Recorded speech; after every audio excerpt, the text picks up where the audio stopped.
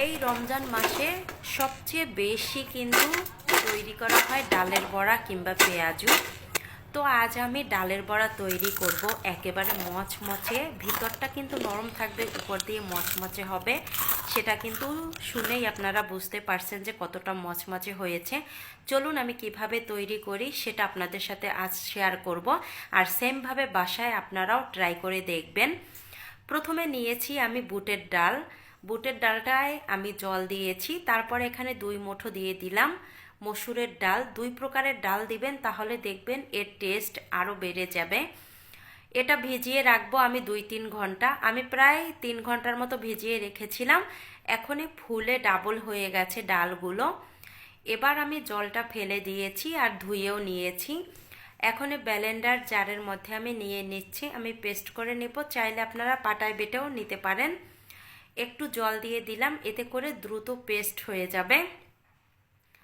এই তো পেস্ট করে নিয়ে এসেছি। আর এই ডালগুলো কিন্তু একেবারে মিহি করবেন না, তাহলে আবার খেতে ভালো লাগবে না। একটু দানা দানা থাকলে বড়াগুলো খেতে বেশি ভালো লাগে।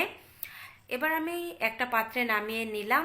এখানে আমি দিয়ে দিলাম আদা বাটা আর রসুন বাটা।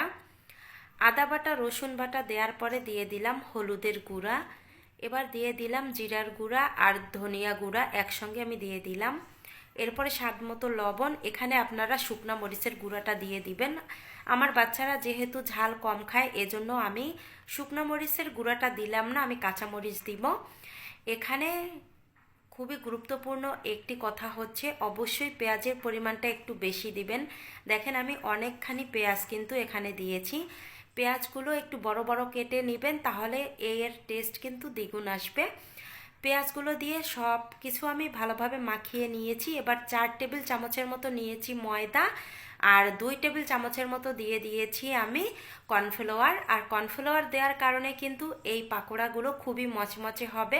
চাইলে আপনারা চালের গুঁড়াটাও দিতে পারেন কর্নফ্লাওয়ারের পরিবর্তে। সবগুলো উপকরণ মাখিয়ে নিয়েছি। এবার এখানে দিয়ে দিব ধনিয়া পাতা কুচি আর দিয়ে দিলাম কাঁচামরিচ কুচি। 2 প্রকারের মরিচ দিবেন, আর অবশ্যই কাঁচা মরিচটা দিবেন। এই যে বড়াটা তৈরি করব, এই বড়াতে কাঁচা মরিচের স্বাদ কিন্তু বেশি আসে। মাখিয়ে নিয়ে সঙ্গে সঙ্গে চুলায় চলে আসলাম ভাজি করার জন্য। তেলটা গরম করে নিয়েছি মিডিয়াম হিটে। এখনই আমি এক এক করে এই বড়াগুলো দিয়ে দিচ্ছি। এই বড়াতে তেলটা যে খুব বেশি লাগবে তাও কিন্তু নয়।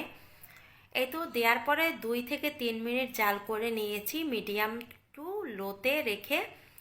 আর বেশি জোরে জাল করতে যাবেন না, তাহলে উপর দিয়ে কালার চলে আসবে, ভিতরে কিন্তু কাঁচা থাকবে। এজন্য অবশ্যই গ্যাসের ফ্লেমটা মিডিয়াম হিটে রেখে তারপরে ভাজি করে নেবেন।